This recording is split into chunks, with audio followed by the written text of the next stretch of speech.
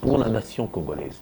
Généralement, pour ce genre d'exercice, nous avons toujours l'habitude d'inviter un analyste, une personnalité politique, en fait, un expert. Et aujourd'hui, moi, je le considère comme grand analyste de la situation politique congolaise et internationale.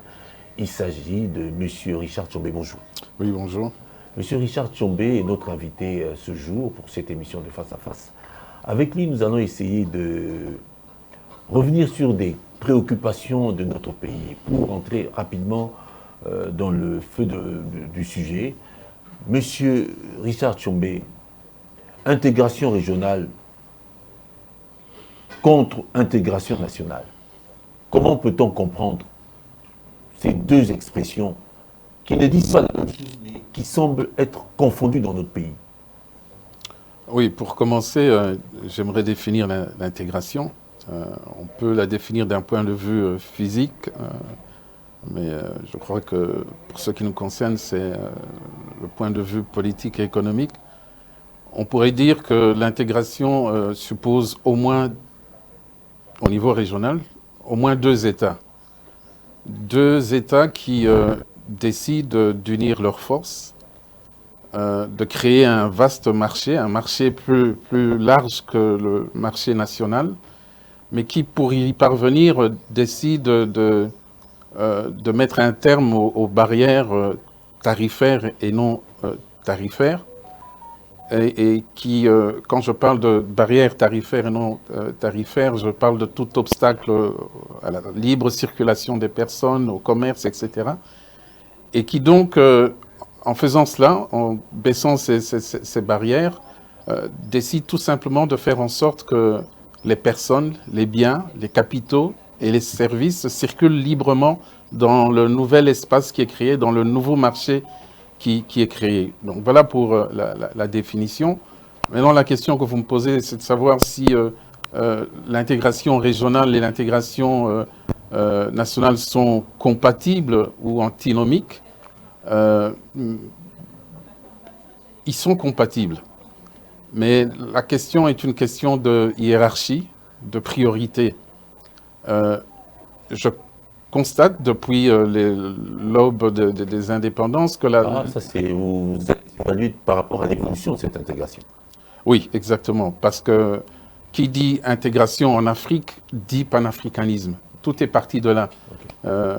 Lorsque les premiers pays africains ont acquis leur indépendance, tels que le Ghana, en 1957, je crois, la première idée qu'ils ont lancée, c'était celle d'un vaste marché africain, mais qu'ils ne maîtrisaient pas bien parce que c'était un ensemble plus politique qu'économique. Et donc, l'idée, c'était que l'Afrique devait s'unir pour constituer une force capable de s'émanciper de la tutelle des pays occidentaux. Et comme je viens de le dire, la vision, la réflexion était davantage politique qu'économique. Et c'est vrai qu'il y avait encore très peu de pays africains qui étaient indépendants. Et l'idée que le panafricanisme devait être politique a eu un impact négatif sur son évolution. Et c'est ce qui explique que la plupart de nos leaders ont mis l'accent sur les aspects politiques, y compris au Congo. Alors, par rapport à ça, si je vous comprends, c'est-à-dire que le véritable problème africain, c'est qu'en rapport avec l'intégration, ils ont des bonnes idées, mais lorsqu'on s'en tient à l'application, ça ne marche pas. Pourquoi ça ne marche pas, à votre avis? Comment est-ce qu'on n'arrive pas les Africains n'arrivent pas à se mettre ensemble au vrai sens du terme? Comme l'Union européenne, c'est une véritable intégration là-bas. Oui, l'Union européenne est une véritable intégration, même si elle fait face à divers problèmes. Non, mais je crois que le problème africain, c'est il y a des visionnaires, mais qui ont une réflexion limitée concernant les moyens. C'est une chose de dire voici ma vision, voici ce que j'aimerais faire pour que mon pays devienne une puissance. C'en est une autre de dire voici les moyens que je vais mettre en œuvre pour y parvenir. Oui. Mais alors, par rapport au cas de la RDC, Oui. si j'essaie de me souvenir que je vais m'en tenir à la question qui nous préoccupe aujourd'hui, le Oui. Rwanda. Oui. La question rwandaise, elle remonte à la CPGL, la Oui. Communauté économique des pays des Grands Lacs. Je crois que c'était une intégration qui marchait convenablement avec, à l'époque du président Habyarimana. Non, je ne suis pas d'accord avec vous. Comment ça? En fait, pour qu'il y ait un véritable marché, parce qu'il ne faut pas l'oublier, une intégration, c'est un marché. Mais c'était un grand marché avec le Rwanda à l'époque. Je Non. me rappelle qu'on faisait tous ces pays sans passeport. Oui, mais un marché, c'est bien plus que le fait de circuler sans passeport. Mais les produits circulaient sans passeport, c'est-à-dire on traversait les frontières, on allait au Burundi, au Rwanda comme on voulait, et en RDC. Mais au Zaïre à qu'est-ce l'époque. que le Congo vendait au Rwanda? Ah, ben à l'époque, ça, je ne suis pas très informé. Or, c'est le but d'un tel marché. Il faut que les biens, les marchandises circulent. Et il faut aussi que les pays qui constituent ce marché y gagnent quelque chose, trouvent quelque chose à y gagner. Qu'est-ce que le Congo ou le Zaïre de l'époque a gagné en constituant la CPGL? D'abord, Sur le plan politique, peut-être. Exactement. Et c'est l'erreur dont je parlais, justement. Voilà. Mettre les choses au plan politique et oublier... Le côté économique. Voilà, exactement. Et que représentait pour nous le Rwanda ou le Burundi? C'est combien d'habitants? C'est 10 millions. À l'époque, je ne sais pas combien ils étaient. Donc, un marché doit tenir compte du nombre de consommateurs. Donc, c'était plus bénéfique pour le Rwanda que pour le Congo. C'est-à-dire, quelque part, si je m'en tiens à votre réflexion, vos arguments, c'est-à-dire, quelque part, aujourd'hui, le Congo n'a pas intérêt à s'engager dans des sous-régions. Dans une intégration Oui, régionale. Non, je pense que... Parce que, apparemment, jusqu'à ce jour, nous n'avons pas de production classique. Exactement. Vous avez raison. Je pense que c'est une erreur de commencer par l'intégration régionale. Pourquoi? Parce qu'un pays qui est désintégré comme le Congo a très peu de choses à offrir pour pousser les autres à s'intégrer. Les barrières dont je parlais, tarifaires et non tarifaires, auxquelles il faut mettre fin, mais elles existent au Congo. Et donc je ne vois pas comment on va participer à ce vaste marché, alors que nous-mêmes, au niveau national, nous n'avons constitué aucun marché. Vous voyez, à Lubumbashi, au Katanga, on produit des tôles en cuivre. Mais ces tôles, on ne les voit qu'au Katanga. On ne les voit pas à Kinshasa, on ne les voit pas à l'Équateur, etc. C'est anormal. Or, c'est le but d'une intégration. Donc, il faudrait commencer par une intégration nationale. Et une intégration suppose trois modalités. Tout d'abord, qu'il y ait connectivité entre les territoires ou les régions. Peut-être qu'après 145 territoires, ça pourra marcher. Voilà, peut-être. Oui, peut-être. En perspective. Oui. Mais alors... je n'ai pas terminé, j'ai dit trois modalités. Il y a d'abord la connectivité ou l'interconnectivité entre les territoires visés. Ensuite, il y a la compatibilité. Et quand je parle... oui, il y a la compatibilité et enfin, il y a la convergence. Je parle de connectivité ou d'interconnectivité, c'est-à-dire une sorte de maillage. Il n'est pas normal que Kinshasa soit relié au Bas-Congo par une seule route. Oui, c'est pas normal. En principe... Pourquoi c'est pas normal? Puisque je crois qu'on s'en accommode aujourd'hui, depuis le temps qu'on a commencé. On va au Congo, au Bas-Congo, au Congo central par la même route, on revient par la même route, ça semble ne pas gêner le pays depuis le temps. Oui, mais c'est c'est le fruit, le résultat d'un paradigme. Un paradigme culturel qui, en fait, trouve son expression même dans l'urbanisme de notre pays. Ce paradigme, qu'est-ce qu'il dit? C'est que les Congolais peuvent s'en sortir avec un seul choix. Oh, Exactement. comment ça c'est... Mais c'est le paradigme qui conduit à faire en sorte qu'il n'y ait qu'une seule voie entre Kinshasa et le Bandundu, entre Kinshasa et Lubumbashi. Vous voyez, entre nos provinces ou nos villes, vous verrez qu'il y a toujours une seule voie. Pourquoi? Parce que l'idée, c'est qu'ils s'en sortiront. Vous entendez souvent les hommes politiques dire ça. Ils finiront par s'en accommoder. Et ça, ça contrarie. Est-ce qu'on peut considérer ça comme une résilience du Congolais? C'est un aveu, c'est un échec pour moi. Un jour, on a demandé à Samuel Eto'o s'il se considérait comme étant quelqu'un de riche. Et Samuel Eto'o a dit « J'ai plus d'options que les autres ». Voilà sa définition de la richesse. Donc j'ai plus de choix que les autres. Être riche, c'est avoir plusieurs choix.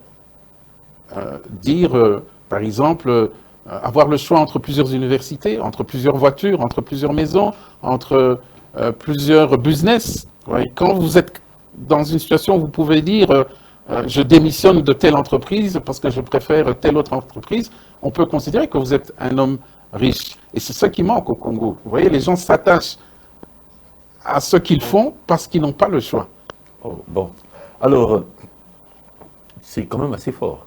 Mais la ZLECAf alors, c'est-à-dire pour vous, le temps qu'on parle de la zone de libre-échange, c'est encore un projet qui n'est pas opportun pour le Congo, dans l'état où il est actuellement. Il n'est pas opportun. C'est une erreur à la fois politique et stratégique. C'est-à-dire, si je vous comprends bien, toutes ces adhésions que le gouvernement dans lequel le pays s'est engagé, ne sont pas bénéfiques pour la RDC. Non, elles ont un caractère hautement politique. Et même quand je dis politique, vous voyez, quand on dit politique, on a toujours l'impression que la politique, c'est un fourre-tout. Mais ce n'est pas de cela dont je parle ici. Hautement politique dans le sens qu'elles servent un but qui n'est pas rentable, qui n'est pas économiquement rentable. Et ça, c'est malheureux. Parce qu'en fait, et là, on va venir au cœur d'un des sujets que nous allons aborder, c'est l'une des causes de la stagnation. On va y arriver. On va y arriver. Mais alors, justement, pour y arriver, je prends ce relais par rapport à l'Afrique de la SADC. Vous n'allez quand même pas me dire que le fait qu'on ait adhéré à la SADC, ça n'a pas d'avantage pour la RDC. Ça nous permet de pouvoir sortir nos minéraux. Vous avez parlé de l'Union européenne que vous avez pris comme exemple. Comme exemple. Vous savez, quand les pays européens se sont constitués en bloc, c'était des pays qui avaient des États consolidés. La France a mis 8 siècles à construire son unité. L'Allemagne, 50 ans. L'Italie, 25 ans. 50 ans, pourquoi? C'est-à-dire moins de temps que la France, parce que ils avaient une langue commune. L'Italie aussi, les Italiens avaient une langue commune, alors qu'en France, il y avait plusieurs langues. Donc, ça a pris du temps pour que la France arrive à constituer son unité.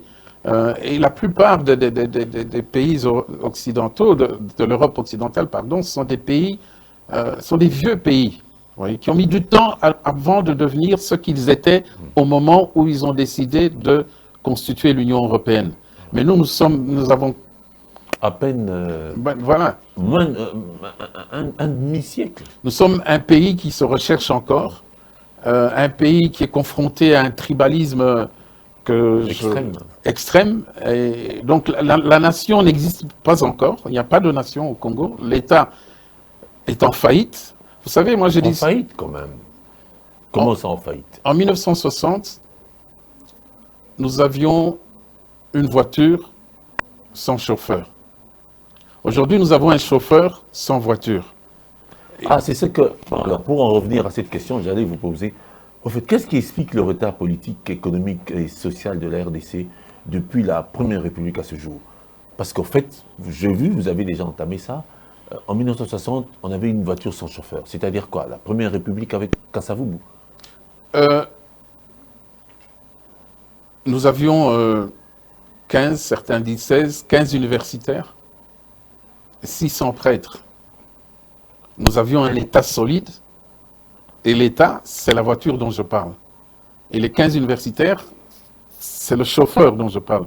Mais il y en avait 15 pour 15 millions d'habitants. OK? Et au même moment, nous avons perdu 10 000 fonctionnaires belges. Nous avons perdu 8 000 colons, dont les fermiers, commerçants, C'était etc. inévitable avec l'indépendance. C'était inévitable. Non, ce n'était pas inévitable. Il fallait les laisser demander notre indépendance et les garder au pays. Mais les colons étaient des commerçants. Non, mais le défaut avec les colons, c'est que les fonctionnaires s'étaient enracinés et ils n'avaient jamais envisagé de quitter le Congo. Ils ne pouvaient pas nous aider à s'émanciper parce que pour eux, l'homme noir, l'Africain, le Congolais était le sous-homme. Ils ne pouvaient pas accepter de se mettre au même niveau que le sous-homme. Je crois que c'est ça. La faute est un peu aux colons. Ce n'est pas ça. Non, les colons, il faut pas confondre la Belgique. Il y a 3 entités. Il y a la Belgique, il y a l'administration coloniale et il y a les colons. Il y a souvent une confusion ici Alors, expliquez-nous un peu ça. On accuse souvent, on dit les Belges. Oui. Non, ce ne sont pas les Belges qui sont responsables de tout ce qui s'est passé au Congo. C'est la Belgique, l'État belge, et puis il y a l'administration coloniale. Et puis il y a le citoyen belge, les colons, les commerçants, etc. Et même quand, je ne sais pas si on va parler de la sécession katangaise, ce sera l'occasion d'en parler. Parlons-en, juste une parenthèse. Pour pouvoir faire la distinction entre la Belgique comme État, l'administration coloniale et les colons. Les gens disent souvent que la Belgique a soutenu la sécession katangaise. Ce n'est pas vrai. Ce sont les colons qui ont soutenu la sécession katangaise. Mais au nom de la Belgique? Non, ce sont des privés. Les colons étaient des privés. Il y avait des salariés dans le privé et il y avait des planteurs, des commerçants, des menuisiers, que sais-je. Ils ne représentaient pas la Belgique. Les colons ne parlaient pas au nom de la Belgique. Mais et d'ailleurs, d'être autrement, les colons dictent les leaders congolais et la Belgique n'a rien à y voir. Il y avait un grand conflit entre les colons et la Belgique. Un grand conflit. Et l'administration. Oui. Et c'était dû à quoi? Eh bien, au fait que, vous savez, la plupart des colons vivaient au Katanga. Et il y avait 31 887 colons au Katanga. C'est à peu près le nombre de colons qu'il y avait en Rhodésie et au Kenya, qui sont des colonies de peuplement. Oui. Vous voyez, donc le nombre était élevé. Il y en avait plus au Katanga que dans les autres provinces. Et en 1910, la Belgique, l'État belge, a décidé de créer des vice-gouvernements. Le premier qui a été créé, c'est celui du Katanga. Et puis on en a créé dans les autres provinces. Mais comme il y avait plus de colons au Katanga, ce sont les colons du Katanga qui dictaient la loi de la fédération, parce qu'il y avait une fédération des colons, la fédération nationale, et donc ils étaient plus entendus que les autres. Vous voyez. Et qu'est-ce qui s'est passé en 1933? En 1933, l'administration coloniale décide de mettre fin au vice-gouvernement. Oui. Vous voyez? Donc le Katanga cesse d'avoir un vice-gouverneur. Vice-gouverneur. Donc, parce qu'il y avait le gouverneur général. Il y avait un gouverneur général basé à Léopoldville et il y avait un gouverneur, un vice-gouverneur basé à Elisabethville au Katanga. Il y en avait aussi dans les autres provinces, mais comme il y avait moins de présence belge dans ces autres provinces, donc on entendait moins les colons s'exprimer dans ces provinces. Alors, quelque part, nous avons été victimes de la confusion entre la Belgique et ses citoyens. Non, mais attendez ce qui s'est passé. Donc, en 1933, on décide de mettre fin au vice-gouvernement. Oui. Et ça correspond plus ou moins au transfert de la capitale de Boma à Léopoldville. Oui. Et c'est ça qui a causé la fin de l'autonomie des provinces, parce que ces vice-gouvernements jouissaient d'une certaine autonomie. Donc c'est la fin de l'autonomie de la province du Katanga qui a mis le feu aux poudres entre les colons et la Belgique, entre les colons et l'administration coloniale. Parce que eux, ils avaient deux revendications principales, les colons. Un, faire en sorte qu'il y ait un peuplement important d'Européens au Congo, et de deux, une plus grande autonomie des provinces vis-à-vis de Léopoldville. C'est qu'ils ne pouvaient pas marcher avec l'envie de s'émanciper, de s'affranchir de la colonisation dans le chef des Congolais. Oui, mais tout ça, c'est avant l'indépendance. Hein. Tout ça se passe... Déjà en 1921, Kimbangu faisait déjà tout ses revendications étaient déjà à l'honneur. Kimbangu n'a pas fait de revendications. Il a adressé à la nation un message, mais il n'avait pas les moyens de matérialiser sa vision. Et donc, il ne constituait pas véritablement une menace pour l'État belge. Pas vraiment une menace, on le déplace pour la Katanga. Oui, mais dit pas véritablement une menace, c'est-à-dire quoi? Qu'il suffisait de le mettre au Katanga pour en finir. Une véritable menace, aurait été que la Belgique soit obligée de mobiliser ses troupes, qu'elle soit obligée de prendre des mesures d'exception. Mais c'était, je crois, une menace plutôt mentale qui aura servi à beaucoup pour éveiller dans les consciences plus de hargne à être indépendant. Oui, mais ce n'était pas une menace... mais des fois, elle est plus importante qu'une menace militaire. Non. C'est un peu comme une menace à Gandhi, une menace à Martin Luther King. Ça a porté des fruits finalement. Mais à quelle menace, à quelle pression la Belgique a répondu? Vous allez voir, pourquoi est-ce qu'elle n'a pas répondu à ce qui s'est passé avec Kimbangu, mais elle a répondu à ce qui s'est passé après avec les Lumumba? Bon, je crois que les Lumumba ont été, comme qui dirait, motivés par un peu le travail de Kimbangu aussi. Non. Mais sinon, ce que j'aimerais savoir, en fait, de savoir, qu'est-ce qui explique le retard politique de la RDC du Congo? Est-ce la Belgique, dans son conflit interne, qui a en fait eu des conséquences sur le Congo d'aujourd'hui, de l'époque jusqu'à aujourd'hui? Parce qu'on a comme l'impression que le Congolais a la même manière de réfléchir depuis les années 60 à aujourd'hui. Parce que, regardez, par exemple, pour l'instant, les élections doivent se tenir, mais on insiste pour qu'on aille au dialogue. C'est le même, comme on dit, c'est comme un cercle vicieux.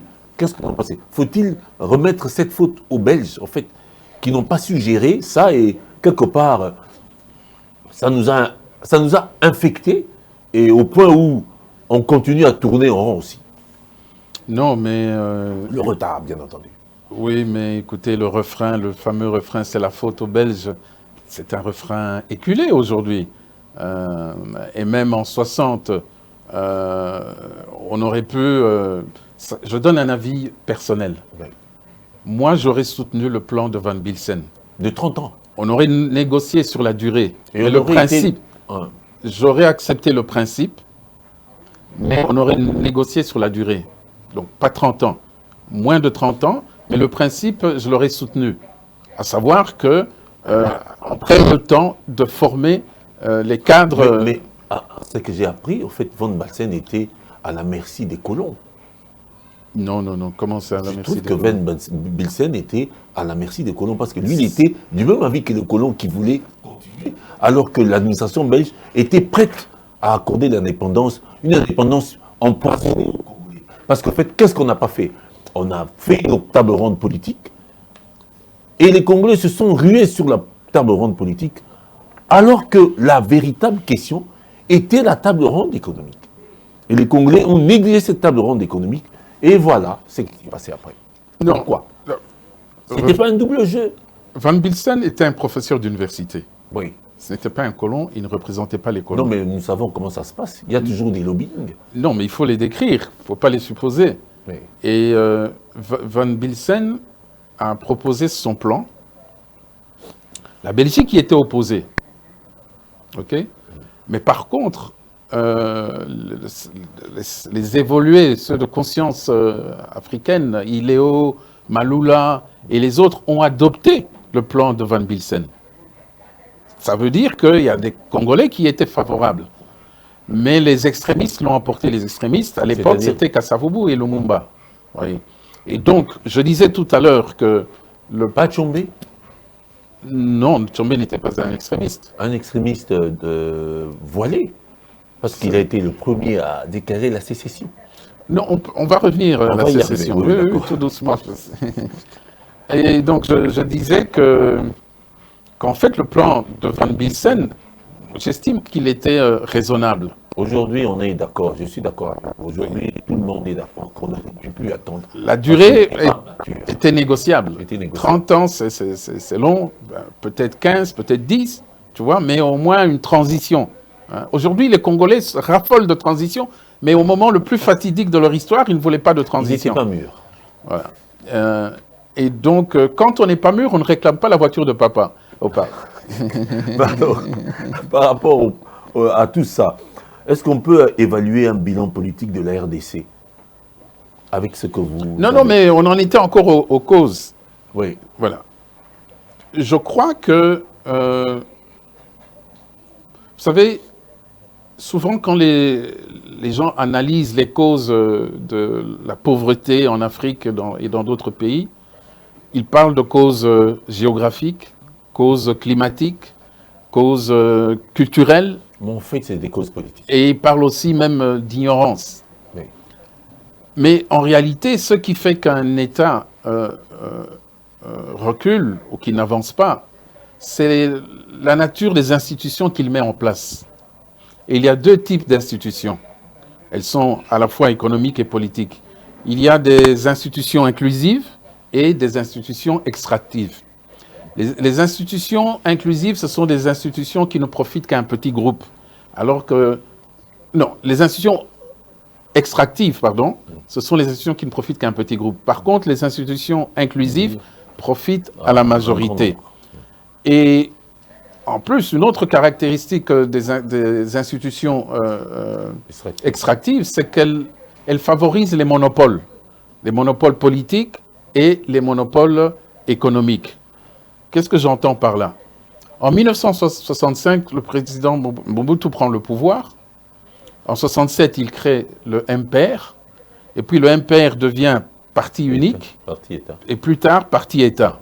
Ça signifie quoi? Il crée un monopole politique basé sur la pensée unique.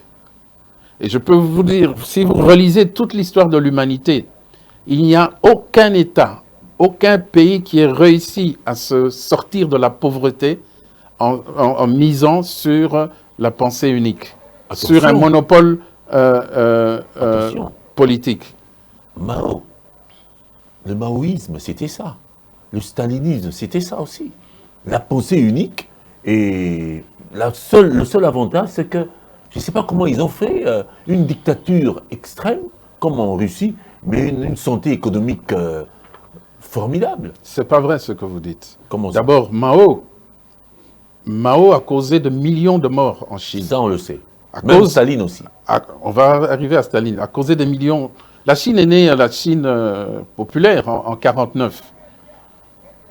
Lorsqu'il a adopté sa politique appelée Bond en avant, vous voyez, cette politique n'a fait qu'aggraver, elle a causé la pauvreté de millions de Chinois. Ensuite, en 1967, avec la révolution culturelle, ce sont encore des millions de Chinois. Mais comment ça fait qu'aujourd'hui la Chine est la grande puissance? J'y arrive, ok? Et je vais répondre à votre question, mais concernant la Russie, il y a une asymétrie dans le développement de la Russie, de l'URSS. Parce que l'URSS était un nain économique, mais une puissance militaire. Un nain économique? C'était un nain. Les Sovkhoz, les Kolkhoz, c'était des... Mais ils ont échoué complètement. Pourquoi ils ont échoué? Parce que l'économie était planifiée.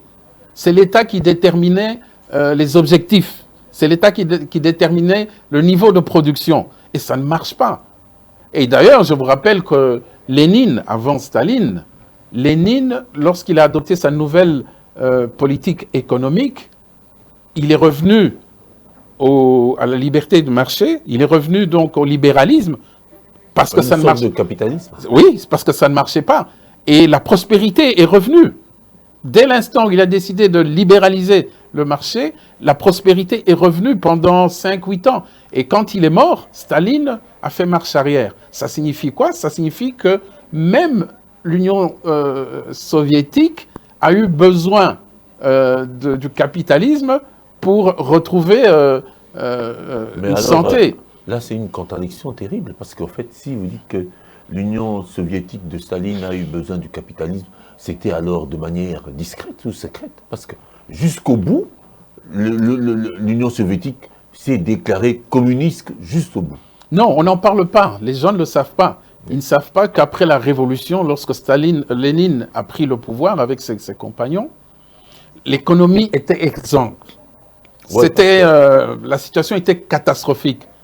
Et pour ramener la prospérité, mais il n'avait qu'un seul choix, revenir à la liberté du marché. Bon, voilà. Et ça n'a duré que 8 ans, peut-être 5-8 ans. Ouais, pour ne pas trop s'avancer sur ce secteur. Non, mais attendez, vous avez parlé de Mao, parce que au Congo, on prend souvent Mao en modèle. C'était pas un modèle? Non, mais Mao a causé beaucoup de millions de morts. Oui, ça on le sait. Mais et alors? C'est comme Hitler. Hitler aussi, il a causé beaucoup de morts, mais durant le règne d'Hitler, je crois que la santé économique de l'Allemagne était... C'est une légende. Attendez que je vous explique, c'est une légende. Si vous m'en donnez le temps, je vais vous expliquer. Non, mais le temps va nous manquer. Mais moi, j'en ai... Non, mais par exemple, parce que la question que vous avez posée, c'est pourquoi la Chine est la puissance qu'elle est aujourd'hui. Oui, par rapport mais c'est Deng Xiaoping, ce n'est pas Mao. C'est au milieu des années 70 que tout cela a commencé. Et ça, c'est après Mao.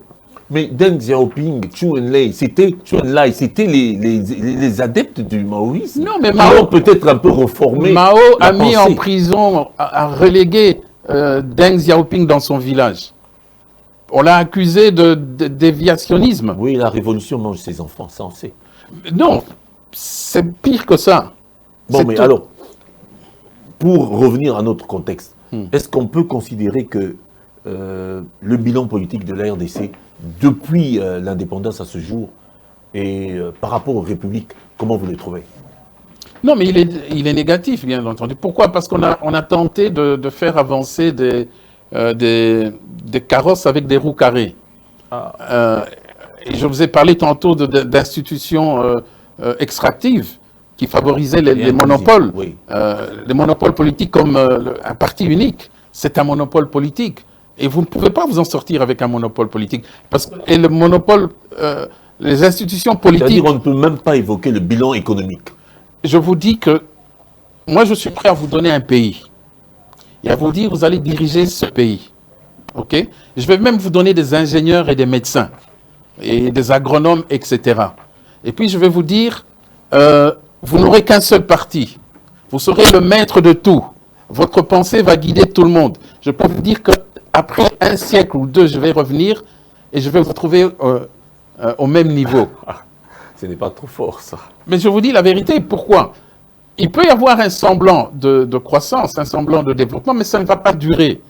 Pourquoi? Parce qu'il est impossible qu'un seul groupe, qu'une seule personne ait la science infuse, qu'une seule personne soit capable de tout régler. C'est impossible. Richard Tombé, par rapport à aujourd'hui, si on s'en tient à ce qu'on a vécu, à cette forme extractive qui semble se pérenniser dans ce pays, parce qu'en fait, on a comme l'impression que c'est le même modèle. C'est le même modèle.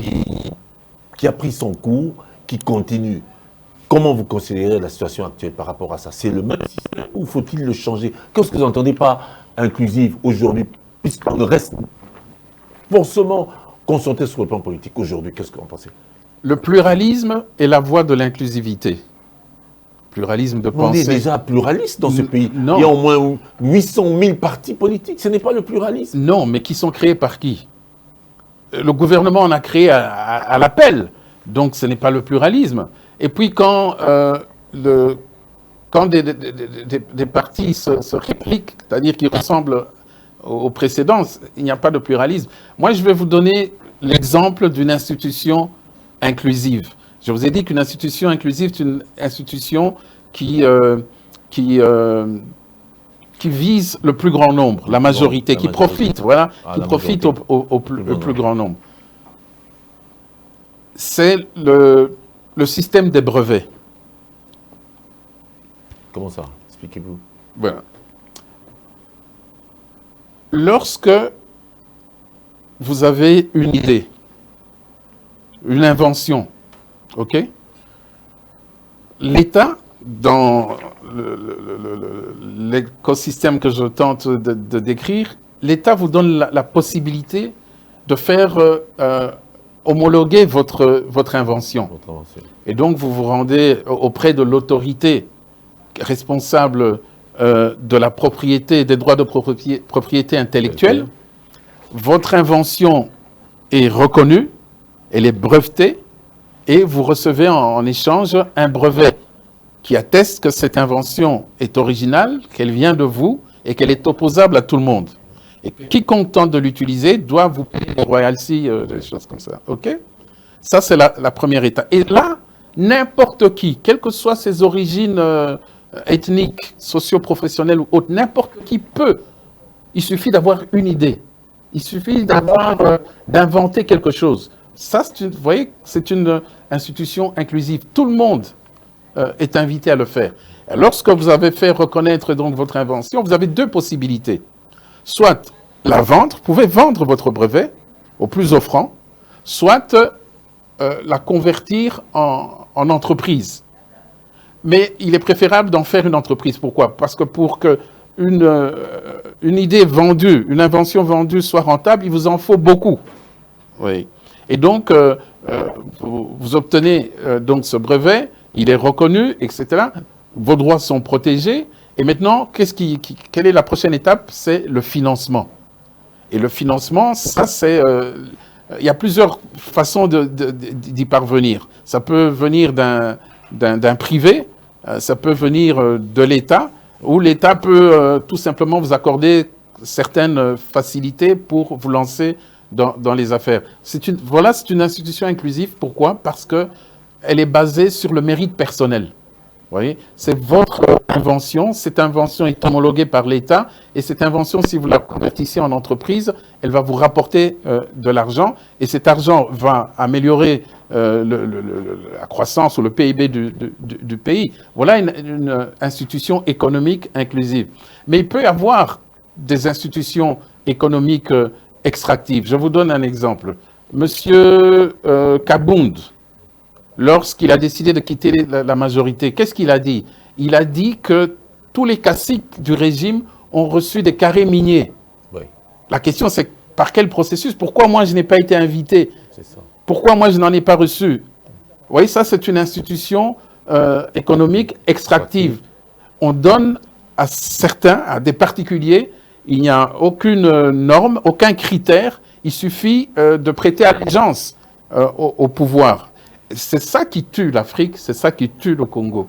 Et c'est ce que j'appelle une institution économique extractive. Ça ne peut pas faire avancer. C'est-à-dire, si je comprends bien, avec ce système-là, le bilan politique est catastrophique. Il est mauvais. Ah oui, il est négatif. Alors, si il vous était demandé de... Ah bon, donc l'option, c'est d'aller carrément dans le système inclusif. C'est ça que vous proposez. Exactement, oui. Bah alors... la transparence. La transparence. Alors là, on n'est pas sorti de l'auberge parce qu'en fait, j'ai comme l'impression qu'il y a certains Congolais qui se plaisent dans ce système. Et bien sûr. Parce que apparemment, lorsqu'on apprend ce qui se passe avec la justice, on a comme l'impression que c'est pas demain qu'on va pouvoir se libérer de ces tares qui nous collent et qui sont encouragés par, au fait, nos anciens maîtres, apparemment. Non, je ne pense pas. Parce qu'en fait, ils viennent avec des contrats juteux, mais au fond, ce n'est pas ce qu'ils recherchent. Ils veulent nous gérer du côté économique et politique. Nous sommes responsables de notre propre misère. Laissons les Belges tranquilles. Et les Américains, tout le monde. Les multinationales, laissons-les tranquilles. Laissons-les tranquilles, nous sommes responsables de notre propre misère. C'est nous qui avons, disons, fait en sorte que notre armée soit ce qu'elle est. Aucun Belge, aucun Américain n'a dit ne donne pas à manger à tes soldats. Si nos routes sont dans cet état, c'est notre faute. La zaïranisation qui a déclenché le processus. Le processus de dégradation économique. Il n'était pas d'origine occidentale, puisqu'en fait, il a détruit les affaires d'hommes et de femmes d'origine. Il y avait des parrains occidentaux qui non. ont facilité ça. Non, pas du tout. Bon, voilà. Non, mais j'ajoute juste un point ici. Oui. La zaïanisation est un autre exemple d'une institution économique extractive. Ça, je suis d'accord avec vous. Mais alors, Moïse Tshombe au Katanga, lors de la sécession, c'était à peu près ça aussi. Quoi? Il a voulu s'approprier une province minière importante, qui était en fait le poumon de la RDC, pour en faire une affaire personnelle. C'était ça la vérité. Personnel, non, mais vous allez... Ouais, mais- non, pas du tout. Oui, je sais, politiquement, c'était pour le bien-être des Katangais. Mais au fond, c'était lui qui allait gérer tout ça. Non, pas du tout. C'est une manière aussi extractive de gérer À le l'époque, potentiel. À l'époque, les choses ne se passaient pas comme ça. Je vais vous faire une confidence avant de continuer. Lorsque Moïse Tshombe était Premier ministre en 1964, Évoquez en même temps son héritage. C'est en fait son Oui. héritage que vous évoquez. mon père, qui est le frère de Moïse Tshombe, mon père et son ami Mouyumb Kanjimb sont allés le trouver à la primature. Ils lui ont dit, écoute, tu as le pouvoir de prendre, de prendre les choses en main. Tu as les moyens de renverser les institutions, de prendre le pouvoir. Et c'était vrai, du point de vue financier, militaire, il avait les ressources qu'il fallait pour prendre le pouvoir. Mais il a refusé. Et pourquoi je dis ça? C'est pour te dire que c'était pas, à l'époque, les choses étaient différentes. Il n'était pas tout puissant. Parce que c'est pas tout puissant parce qu'il avait les moyens. C'est-à-dire que c'était un tout puissant qui se réservait. Non, ce qu'il n'a pas fait quand il était Premier ministre au Congo, du Congo, il ne l'a pas fait quand il était président du Katanga. Donc, il n'était pas tout puissant au point de s'accaparer tous les pouvoirs. Mais il a cru qu'il était tout puissant en déclarant la sécession du Katanga. La sécession katangaise a une histoire. Et les gens ne connaissent pas cette histoire, ils en parlent sans connaître son histoire. Mais en fait, par rapport à ce que les gens disent, par rapport à l'opinion, que reste-t-il de l'héritage politique de Moïse Tshombe? Mais est-ce que je peux dire un mot sur l'histoire de la sécession? Parce que on n'a pas beaucoup de temps et je crois qu'on n'a vraiment pas beaucoup de temps. Bon, tout ce que je veux dire, c'est que la sécession katangaise est liée au rapport entre le pouvoir central et les provinces. Rétrocession. Tout est là. Et c'est pour ça qu'aujourd'hui, on retrouve les mêmes ingrédients. Et le Katanga en est toujours à ce même problème. Rétrocession, rétrocession. Mais oui, c'est normal. Mais est-ce qu'on ne peut pas le réclamer sans agiter Mais il faut qu'on les fibres politiques et tribales? Non, mais écoutez, le Katanga en 1960, c'était 12,5% de la population du Congo. C'était 10% de la production agricole. C'était 31 887 colons. C'était aussi 75% de la production minière. C'était plus ou moins 50% du budget de l'État.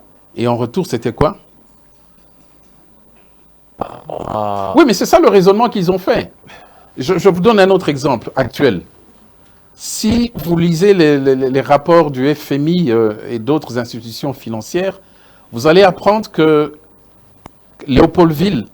Kinshasa, concentre plus de 60% des produits et des services bancaires. Et ensuite vient le Haut-Katanga. Donc Léopoldville est dans les 63-64%.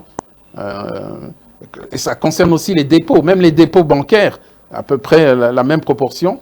Et ensuite vient le Haut-Katanga. Donc le véritable problème du Congo, il faut décentraliser, il faut déconcentrer le pouvoir. Exactement. Et le Haut-Katanga vient en deuxième position. Et il y a 18 provinces qui se partagent, je crois, 3,5% de tout cela.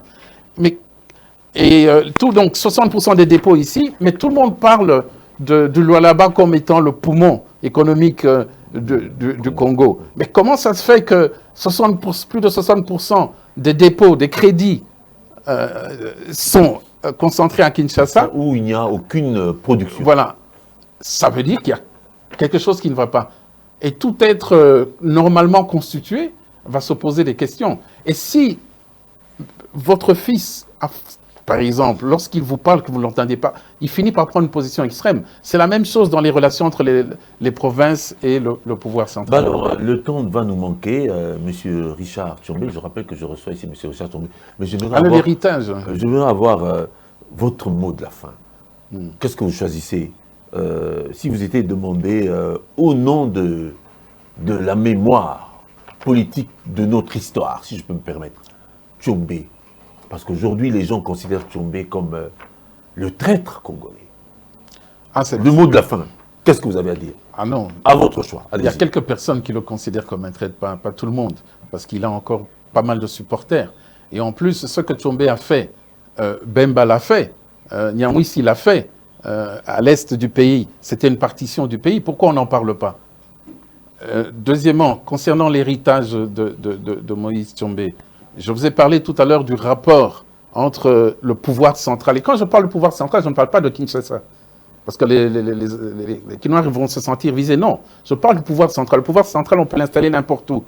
Les rapports, Moïse Tshombe a le mérite d'avoir mis les rapports entre le pouvoir central et les provinces sur la table. Ça, c'est un. De deux, il a eu le mérite de mettre la question économique au cœur de son action politique.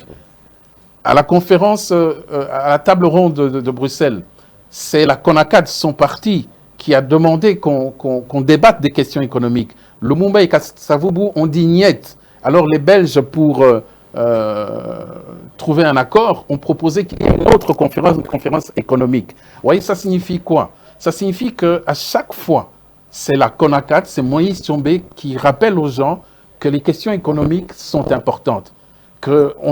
Les discours, c'est bien. Parler d'impérialisme, c'est bien. Mais parler du quotidien des gens, parler du PIB, c'est encore mieux. Alors, mesdames et messieurs de Mandiko qui nous suivent sur Mandiko TV, c'était Face à Face. J'espère bien que vous allez apprécier cette émission, mais je ne veux pas m'en tenir là. Le sujet est très large et très vaste, et qu'avec M. Richard Tshombe, il nous laisse sur notre fin. Je suis certain que nous aurons une autre partie pour devoir achever toutes ces questions, parce qu'il y avait plusieurs questions. Vu le temps imparti, ce n'était pas possible d'aller plus loin, mais je vous promets que nous aurons une seconde émission. Et quant à vous, je vous convie à rester sur votre chaîne Mandiko TV avec plusieurs programmes intéressants à suivre. Merci.